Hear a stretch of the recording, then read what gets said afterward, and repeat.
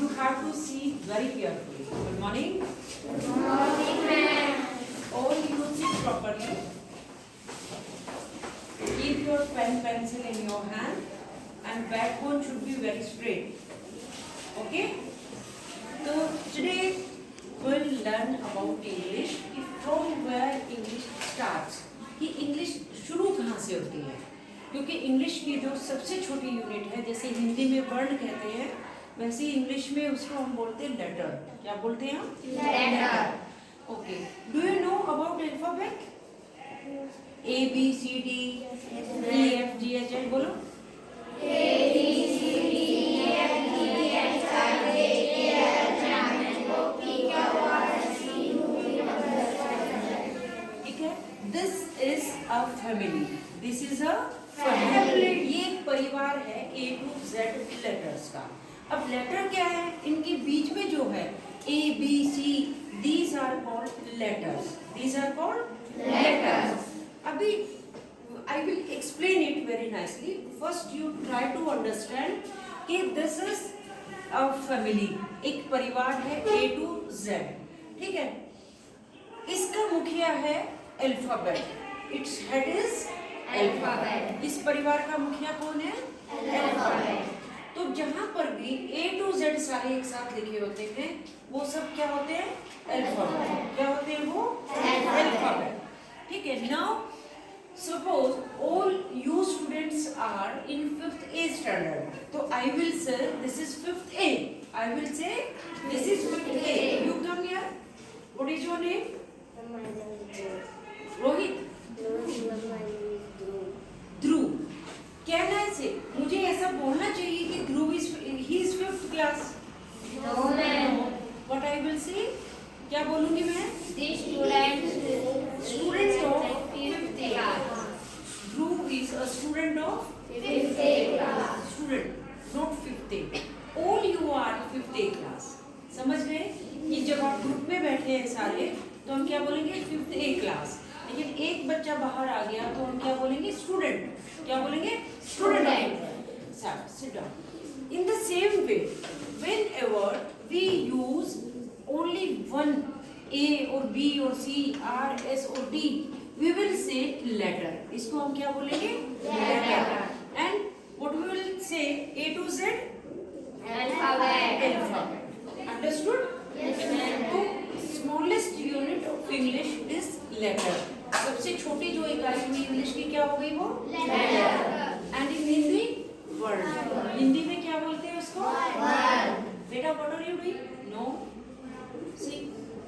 तो I want to tell you कि letter जो है that is smallest unit of English grammar, and after that alphabet. Alphabet is a head of this family, right? So I can tell you in this way. This is alphabet. Alphabet is grandfather. Suppose कि परिवार का मुखिया है ये दादा हो, ठीक है? Alphabet has two sons, consonant and vowel. Consonant and Vowel. First of all, try to understand what are vowels. A, E, I, O, U. A, E, I, O, U. Repeat it. A, E, I, O, U. How many vowels are here? 5. 5. And rest of the?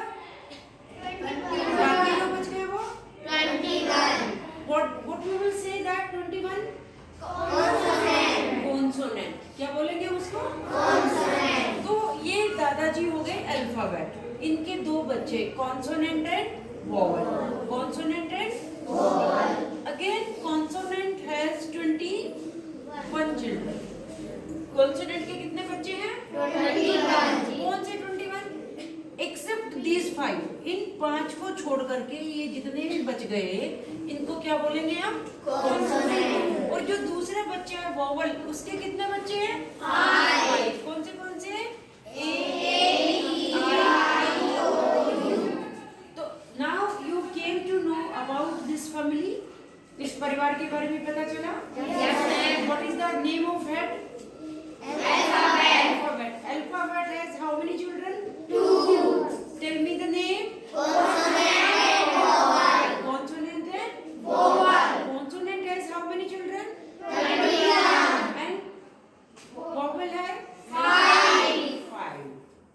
Family के बारे में पता चल गया? Yes. Now you have to understand what is the use of vowel. अच्छा, इससे मिलता जुलता थोड़ा एक बार मैं हिंदी का भी बता देती हूँ कि हिंदी में ए आ ई सब पढ़ा है? Yes, ma'am. वो स्वर है। क्या है? स्वर. इंग्लिश में क्या बोलेंगे? वोवेल। तो ए से लेकर के औ तक जो है वो स्वर कहलाते हैं। क्या कहलाते हैं? स्वर. और जो क ख ग घ ड़ य य ये सब कहलाते हैं व्यंजन। क्या कहलाते हैं? व्यंजन. तो स्वर और व्यंजन को जब इकट्ठा लिखते हैं हम तो उसको बोलते हैं वर्णमाला। क्या बोलते हैं? वर्णमाला. Same as alphabet. अल्फाबेट को हिंदी में क्या बोलेंगे? वर्णमाला। और कॉन्सोनेंट को क्या बोलेंगे? व्यंजन। और वॉवल को क्या बोलेंगे? स्वर. समझ आ गया? हिंदी और इंग्लिश में एक जैसा चलेगा। अच्छा, हिंदी में जो स्वर होते हैं, जैसे मैंने बताया कि मान लीजिए ए के बाद आता है आ के आगे एक डंडा लगा होता है, फिर एक छोटी ई है ना लेफ्ट साइड से जो मात्रा आती है, फिर एक बड़ी ई जो राइट यानी दाहिनी तरफ से जो मात्रा आती है। तो इन मात्राओं को जब व्यंजन के साथ जोड़ते हैं तभी हम शब्द बना पाते हैं। समझ आ रही है? कि जब हम स्वर यानी मात्राओं को व्यंजन के साथ जोड़ते हैं तभी हम शब्द बना पाते हैं। In the same way in English we take help of vowels to make a word. Vowel की हेल्प लेकर के कॉन्सोनेंट के साथ मिलकर के हम वर्ड बनाते हैं। For example, your name is Dhruv. Dhruv, the देखो पहले हम इंग्लिश में लिखेंगे ध्रुव, ठीक है। ध को इंग्लिश में लिखेंगे डी एच। कैसे लिखेंगे? D H. अब ध्र उ रे की आवाज आई तो रे को इंग्लिश में लिखेंगे आर, और छोटे ओ की आवाज आई तो उसको लिखेंगे यू, और व की आवाज आई तो लिखेंगे वी।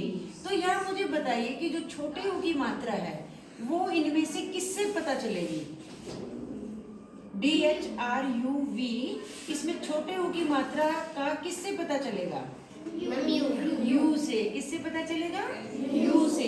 तो क्योंकि ये वॉवल है, अब ये वॉवल कॉन्सोनेंट के साथ मिला तब ये वर्ड बना या नाम बना ध्रुव, ठीक है ना।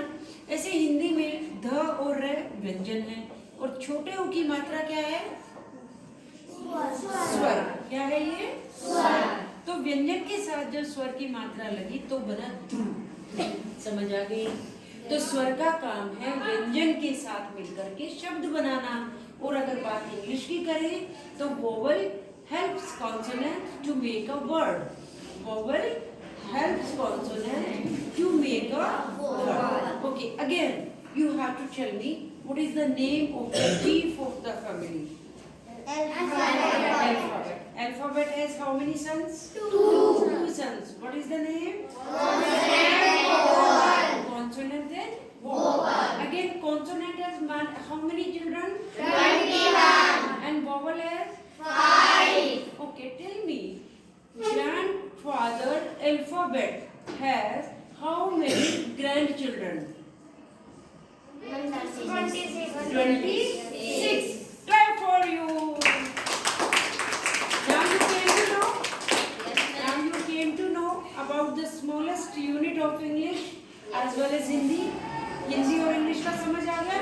Yes, ma'am. स्वर, व्यंजन, वर्णमाला, अल्फाबेट क्या होते हैं? Okay. Now you have to make a diagram in your notebook. Okay?